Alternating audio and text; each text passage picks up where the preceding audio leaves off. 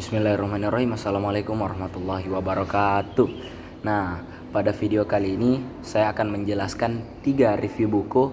Yang pertama itu terkait buku EYD, yang kedua tentang buku biografi, dan yang ketiga saya akan meresensi buku tentang self improvement yang bertemakan public speaking.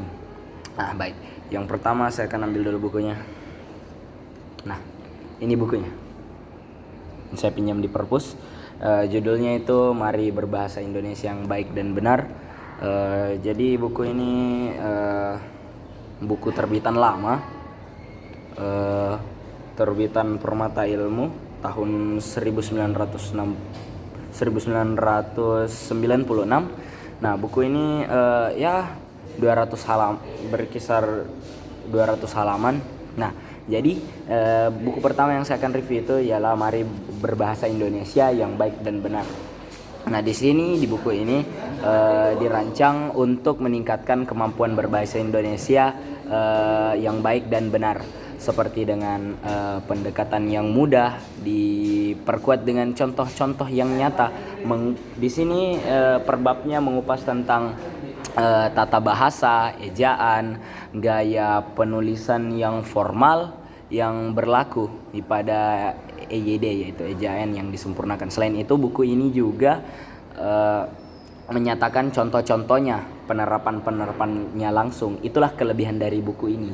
Buku ini langsung menerapkan contoh-contoh penggunaan bahasa Indonesia yang benar dalam berbagai situasi, seperti menulis surat resmi, menulis laporan, dan ada juga komunikasi sehari-hari.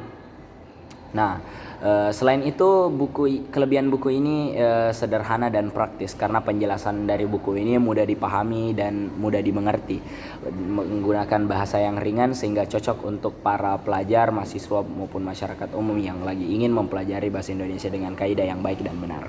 Nah, selainnya itu saja sih. Terdapat juga contoh resmi yang seperti tadi penggunaannya. Ada latihan dan contoh nyata. Jadi di setiap babnya itu dilengkapi latihan-latihan soal, seperti contoh aplikatifnya yang membuat kita pastinya lebih paham. Nah, kekurangan buku ini ya beberapa bagian mungkin terasa mendalam untuk pembaca. Pembaca kurang familiar dengan beberapa kata dalam buku ini, sehingga rasanya lebih kompleks saja untuk tentang berbagai tata bahasa dan beberapa bahasa-bahasa formal akademis. Nah, lanjut, kekurangannya itu karena ini terbitan lama, ya sudah pasti kekurangannya itu ialah sampulnya yang masih kurang menarik.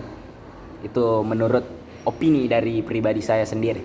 Nah, kesimpulannya dari buku ini, marilah kita berbahasa Indonesia yang baik dan benar, karena bahasa adalah jendela dunia.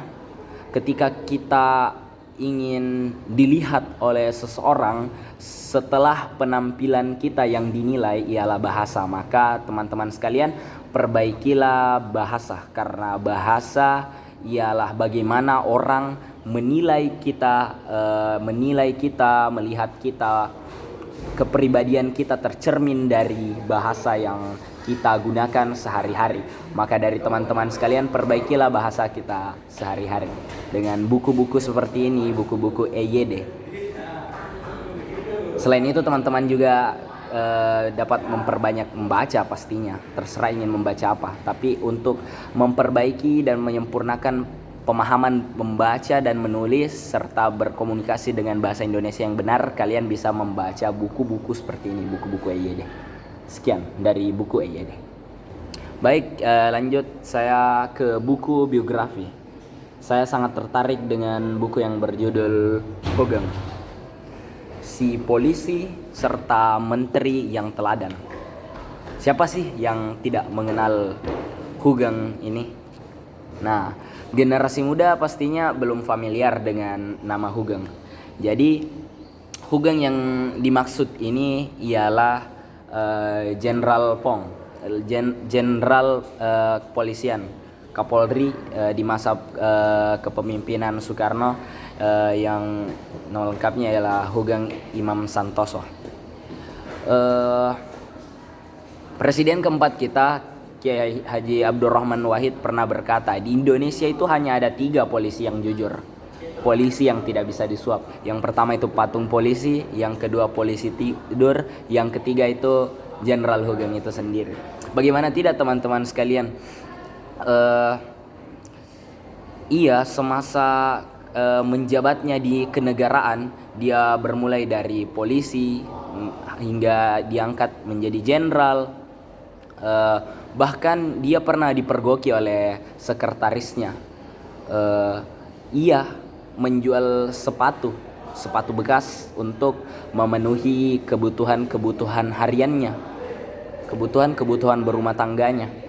Bagaimana tidak sekalian, teman-teman sekalian, buku ini sangat menjadi motivasi bagi kita sebagai generasi muda. Kapan lagi kita menemukan tokoh-tokoh seperti beliau yang sangat jujur dalam perkataan dan perbuatannya.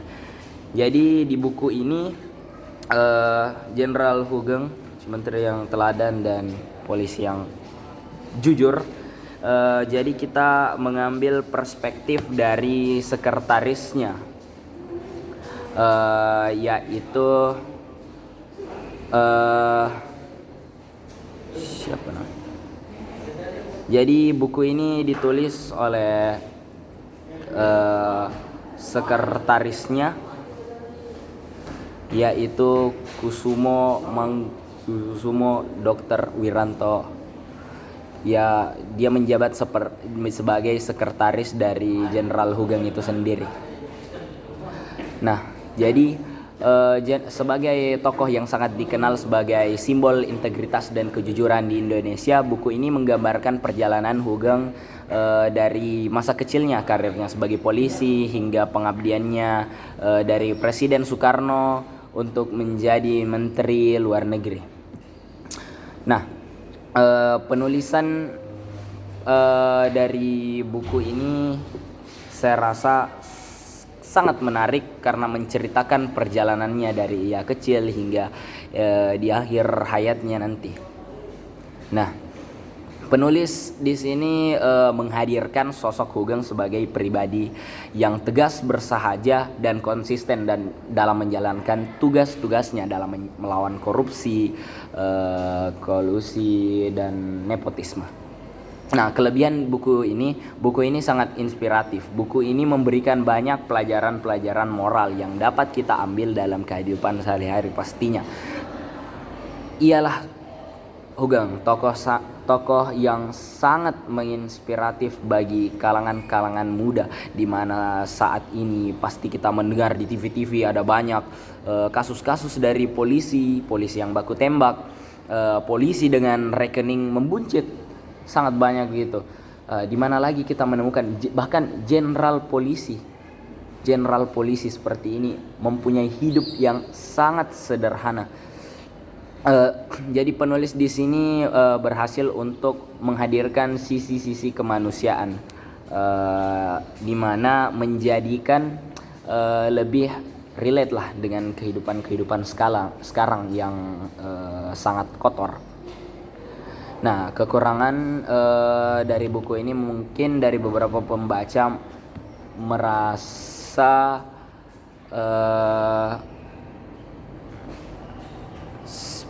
pembahasan di sini terlalu berat, sehingga aspek kontroversial dalam karirnya Hoegeng di sini tidak terlalu mendalam. Nah, kesimpulannya buku ini sangat wajib dibaca bagi siapa saja yang ingin melihat bahwa Indonesia juga punya tokoh-tokoh seperti Hoegeng ini. Tokoh-tokoh yang bersih yang dapat menjadi panutan kita dalam sejarah Indonesia. Buku ini mengajarkan bahwa integritas adalah di atas segalanya. Saking sederhananya Pak Hoegeng ini, dia itu tidak punya apa-apa kecuali kejujuran. Sekian dari review buku singkat saya. Assalamualaikum warahmatullahi wabarakatuh. Saya lanjut ke buku ketiga. Oke, lanjut kepada buku ketiga yang berjudul Bicara Itu Ada Seninya. Mohon maaf untuk sebelumnya karena buku itu tidak membersamai saya. Bukunya mungkin sedang dipinjam oleh orang. Karena perasaan tadi malam ada di rak saya tapi hilang. Jadi judul bukunya berjudul Bicara Itu Ada Seninya. Ditulis oleh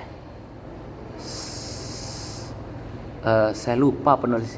Ditulis oleh seorang pengajar motivator dari Korea, saya lupa namanya. Jadi diterbitkan oleh Gramedia.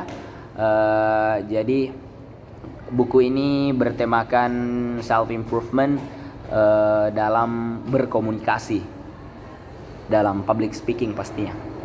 Nah, buku ini buku Bicara Itu Ada Seninya ialah buku panduan praktis untuk meningkatkan keterampilan berbahasa dan berkomunikasi dengan efektif. Penulisnya itu seorang pengajar, seorang pakar komunikasi asal Korea. Karena dia seorang pakar komunikasi, dia itu membagikan teknik-teknik dan trik-trik sederhana yang ampuh untuk mengubah arah percakapan, membangun percakapan yang baik serta relasi, kepercayaan diri yang pastinya materi-materi yang dibagikan ketika mempresentasikan kita menjadi lebih baik. Nah, buku ini membahas beberapa aspek yang meliputi seperti bagaimana menyampaikan ide dengan baik dan benar, dengan jelas, dan pastinya menarik perhatian audiens. Itu yang paling utama. Isinya dan bagaimana cara kita menarik audiens, bagaimana cara kita mengalihkan fokus audiens agar materi kita dapat disimak dengan baik. Yang kedua itu pastinya kita sebagai presenter harus memiliki teknik komunikatif, harus aktif, harus memberikan respon-respon pastinya juga kepada audiens agar tidak kaku. Bukan hanya kita yang dapat terbangun, tapi audiens juga dapat aktif berkomunikasi. Kita dapat menjadi pendengar yang baik dari pendapat-pendapat audiens. Nah, yang ketiga itu cara menghadapi situasi sulit seperti berbicara di depan umum atau kritis. Nah, caranya itu dengan lebih menguasai materi yang disampaikan.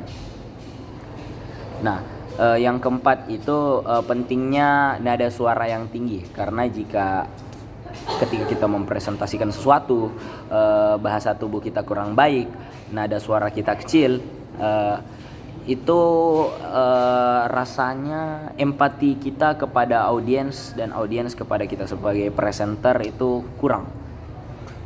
Nah, buku ini praktis dan aplikatif karena buku ini menawarkan tips-tips yang simple dan contoh-contoh nyata yang dapat kita terapkan langsung dalam kehidupan sehari-hari. Tata bahasa dan gaya penulisannya itu sangat sederhana. Buku ini sangat nyaman dibaca dan sangat relevan dengan kita karena era sekarang Gen Z. Badan Pusat Statistik menunjukkan bahwa generasi Z, generasi kita saat ini minim untuk menyampaikan pendapatnya. Mereka memiliki ide-ide yang sangat motivatif, sangat kreatif, tapi tidak dapat menyampaikan di depan umum. Nah, disitulah pentingnya banyak-banyak membaca dan memiliki public speaking yang baik dan benar. Sekian dari saya. Assalamualaikum warahmatullahi wabarakatuh.